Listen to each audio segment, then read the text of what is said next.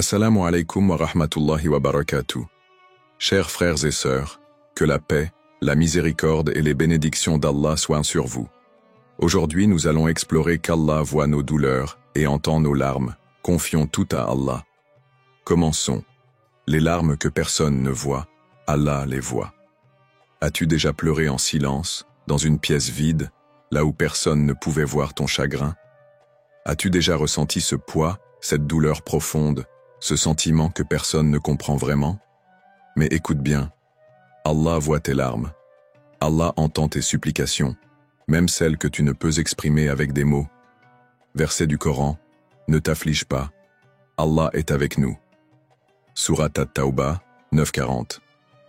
Alors pourquoi avons-nous si peur? Pourquoi pensons-nous être seuls dans notre douleur? Section 1.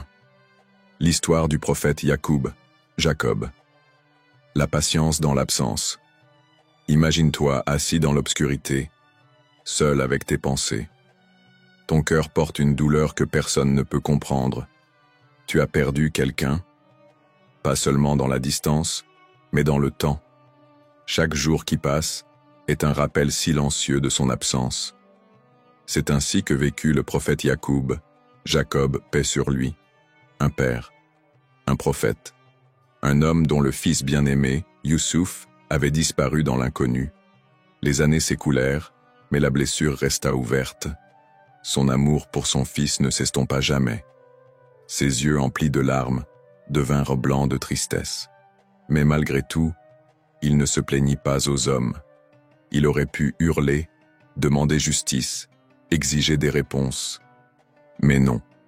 Il fit ce que peu d'âmes savent faire dans la douleur. Il confia tout à Allah. Il prononça ces mots, lourds d'émotion, mais remplis de soumission. Je ne me plains qu'à Allah de mon chagrin et de ma tristesse. Sourate Youssouf, 12:86. Pense à cela. Il n'a pas cherché du réconfort dans les hommes, mais dans celui qui connaît chaque battement de nos cœurs. Et toi, quand la douleur frappe, quand la solitude pèse sur ton âme, à qui cours-tu en premier? Aux réseaux sociaux, aux amis, à la famille, ou bien à Allah? Car lui seul entend ce que les autres ignorent. Il connaît les larmes que tu essuies en secret. Il sait les nuits où tu te réveilles, le cœur serré, incapable d'expliquer ton chagrin. Et si aujourd'hui, au lieu de chercher des réponses autour de toi, tu faisais comme Jacob, paix sur lui? Si, au lieu de crier ton désespoir aux gens, tu le chuchotais à ton Seigneur? Ne doute jamais. Il voit, il entend et il répond. Section 2. Lorsque tu penses qu'Allah ne te répond pas, tu as prié, encore et encore. Les larmes coulaient sur ton visage, ton cœur criait dans le silence de la nuit. Mais, rien, pas de signe, pas de changement. Juste ce silence oppressant qui te donne l'impression qu'Allah ne t'écoute pas.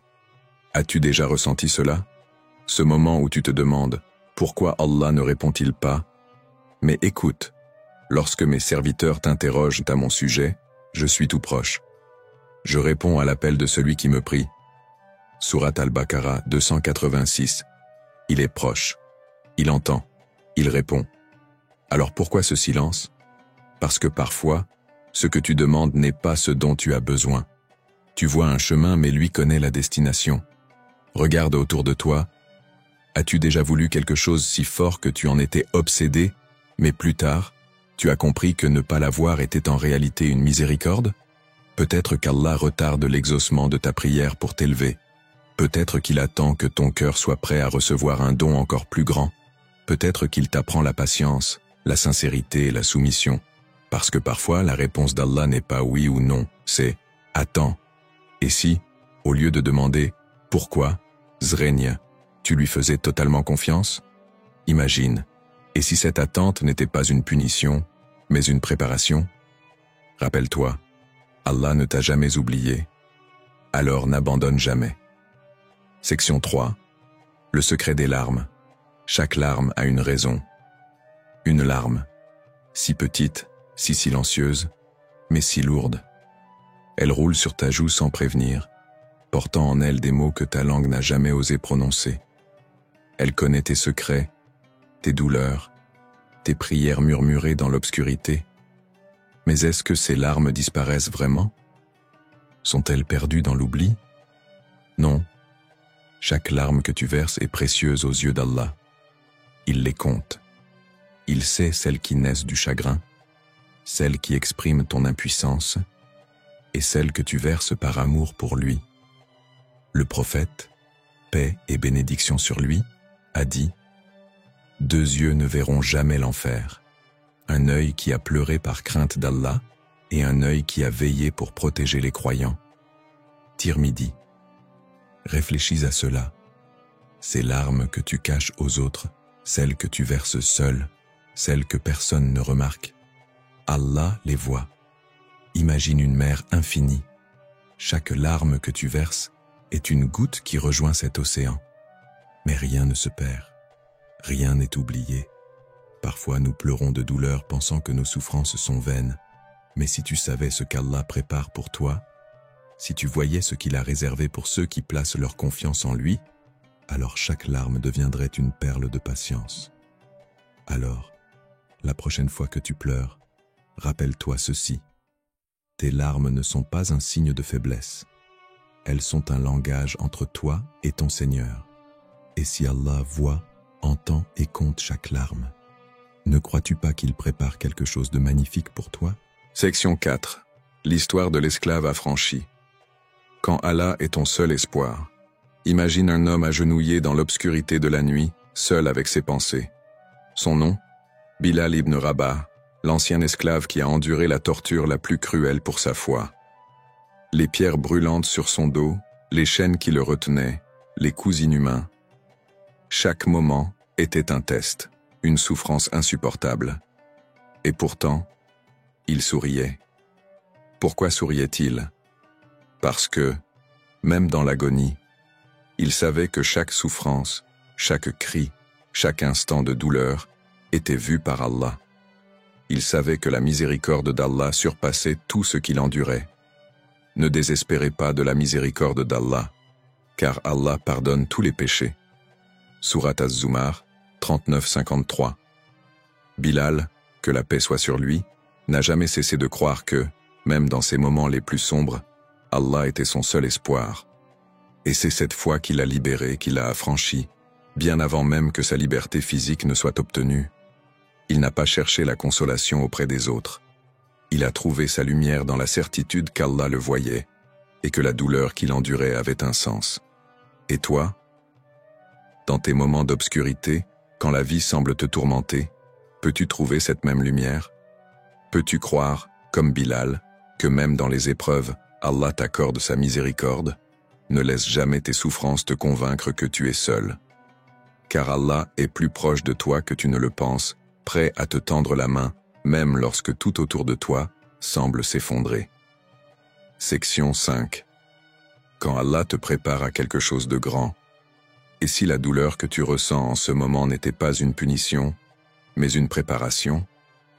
Et si chaque épreuve que tu traverses était, en réalité, un entraînement pour quelque chose de bien plus grand qui t'attend? Parfois, nous voyons la douleur comme un fardeau, une épreuve qui nous accable et nous fait douter. Mais imagine un instant. Et si Allah, dans sa sagesse infinie, utilisait chaque moment difficile pour te préparer à ce qui est encore plus grand? Après la difficulté vient la facilité. Surat Ash-Shar 94, 6. Regarde en arrière. Combien de fois as-tu traversé des moments où tu pensais ne jamais pouvoir t'en sortir? Où chaque respiration semblait difficile, chaque jour une montagne insurmontable. Mais aujourd'hui, regarde-toi. Tu es encore debout. Tu as traversé les tempêtes et, avec le temps, tu as trouvé la paix. C'est exactement cela. Parfois, Allah te prépare à une victoire encore plus grande en te guidant à travers l'épreuve. Parce que, sans cette préparation, tu ne serais pas prêt pour la bénédiction qui t'attend. Peut-être que cette épreuve que tu portes aujourd'hui est la clé qui ouvrira une porte que tu ne vois même pas encore. Peut-être qu'Allah est en train de façonner ton âme, de renforcer ton cœur pour quelque chose de plus grand. Alors, au lieu de douter, fais confiance. Tout ce que tu traverses aujourd'hui te rapproche de la facilité à venir. La difficulté n'est qu'un moment temporaire, et la facilité est promise à ceux qui restent patients et confiants. Section 6. Un message personnel à celui qui souffre aujourd'hui. Scène finale. Le lever de soleil, symbolisant l'espoir après la nuit. Mon frère, ma sœur, je sais que tu souffres. Je sais que tes nuits sont longues, que tes pensées sont lourdes, et que parfois il te semble que la lumière ne viendra jamais. Mais écoute-moi bien. Allah ne t'a jamais abandonné. Ce que tu vis aujourd'hui n'est qu'un chapitre, pas toute ton histoire.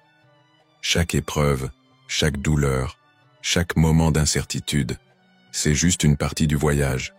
Mais sache une chose, la fin de l'histoire, c'est la bonté d'Allah. Tu te sens peut-être seul, ou peut-être que personne ne comprend vraiment ta souffrance. Mais il y a un Seigneur qui voit ce que les autres ne voient pas. Il entend ce que les autres n'entendent pas. Allah est plus proche de toi que tu ne peux l'imaginer. Et place ta confiance en Allah. Allah suffit comme protecteur. Sourate Al-Ahzab 33:3. Alors, dépose ton fardeau entre les mains d'Allah. Fais-lui confiance, même lorsque les choses semblent impossibles. Car, au-delà de cette nuit noire, il y a une lumière qui t'attend, un bonheur que personne ne pourra te voler. Peu importe combien la route peut sembler difficile, Allah prépare pour toi un bonheur et une paix que personne ne pourra jamais te retirer. Rappelle-toi, la nuit la plus sombre est suivie du lever du soleil, et après chaque épreuve, Allah ouvre un chemin vers une bénédiction plus grande. Alors garde espoir, et souviens-toi que tu n'es jamais seul. Allah est avec toi, et sa miséricorde est infinie. Appel à l'interaction.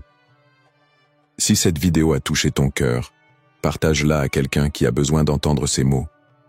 Qu'Allah apaise ton âme et illumine ton chemin. Quel verset du Coran te réconforte le plus dans les moments difficiles? Écris-le en commentaire, il pourra aider quelqu'un aujourd'hui.